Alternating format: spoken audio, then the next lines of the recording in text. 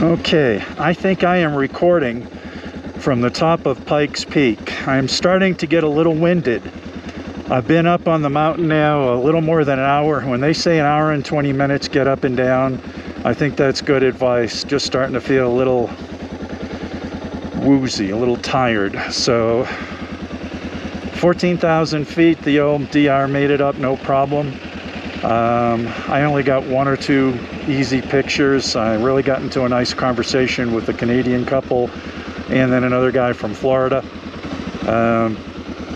Really enjoyed the ride up here. It's absolutely beautiful. You can see the people up in front of me with short sleeve shirts, the whole 9 yards. Just a beautiful day, absolutely beautiful. Very light wind. When I record on the ride down, hopefully it's going to pick up. They're preparing for the race, and after riding this road up here, you couldn't pay me to come up here much faster than I did. I was first in second gear the whole way, 15 to 25 miles an hour, and totally enjoyed it. Glad I did it. But now it's time to get down. I think I'll stop when I get down around 10,000 feet and just kind of stretch out a little bit and drink some water. But I've had enough of the upper elevation. A lot of Harleys, a lot of big bikes up here. The mighty DR, even though she's carbureted, she chugged along and pulled us with no problem. Look at this snowbank up here. I mean, you know, here it is, the 21st of June, and still lots of snow. I'm not sure what the police are doing here. Hopefully it's okay to continue.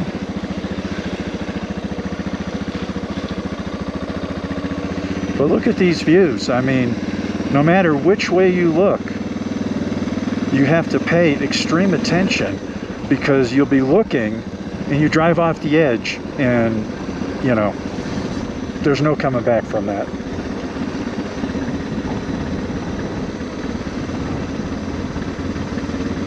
You know, they said it was going to be 32 degrees up here. I have to say that it had to be 40. Comfortable with the jacket unzipped. Really nice walking around weather. I mean, this view of the mountains is just incredible. They run school buses back and forth. I don't know if there's a stop down at the bottom where they, you know, load on folks and then unload people. But I mean, I'm glad they got guardrails on some of this, but on a lot of this, there is, like right here, there's no drop off. And there are some cars on some of these switchbacks or hairpins or whatever you call them, that clearly came in a little faster than they anticipated. And, you know, we're over on my side of the road. Fortunately, you know, I was hugging the outside of the turns and didn't have anything other than, you know, an annoyance situation. I passed this guy on the way up. So he's been pedaling that bike up this hill for close to 2 hours.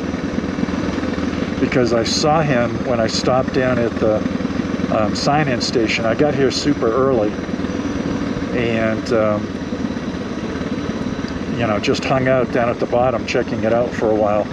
Here comes another looks like adventure rider.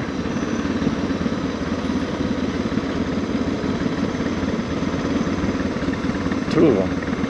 I wonder if they also are riding mighty DRs or if they are on something else.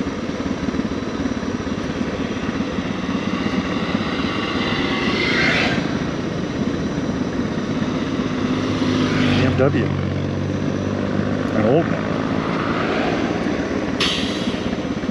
He's taking this wide.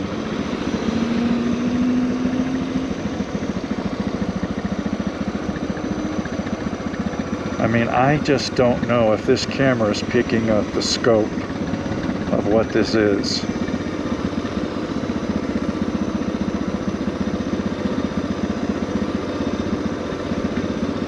You know, I've already dropped down to 13,835.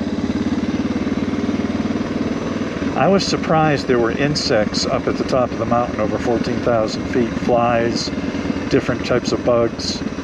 At about 13,000 feet, I came around one of these corners, and there was a prairie dog that ran across in front of me. And I was looking, and I don't know if it lives in the snow or if its home is on the other side of the hill. Ooh, you don't want to freewheel. There we go, second gear. It looks like there's still ice on that pond down there. I don't know if the camera will pick it up. You know, I can feel the cold pouring off of this snow pile. The wind up here, these have been some of the lightest winds I've experienced in the whole trip that I've had here in Colorado. This snowdrift has to be at least, 8 or 10 feet tall. At least back there, it's getting a little bit lower as we come around this corner.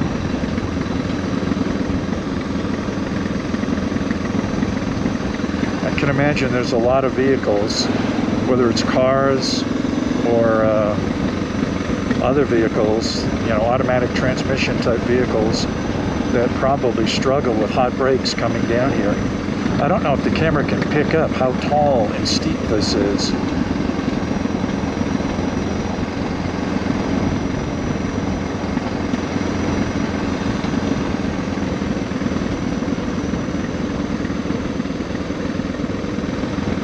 And the Mighty DR, she kind of struggled a little bit, not struggled, but definitely idled a little lower up at the top. But I think now that I've done the trip, I'm probably going to reset the idle around 10,000 feet. And I think that will be where I'll keep it for the remainder of my Colorado Rocky Mountain visit. It's 12:30.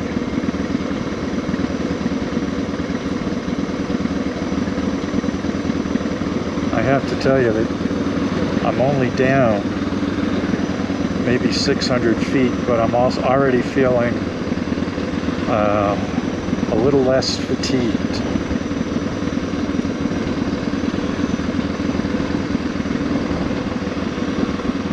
I bet you this bus goes through a lot of brake maintenance multiple times a year.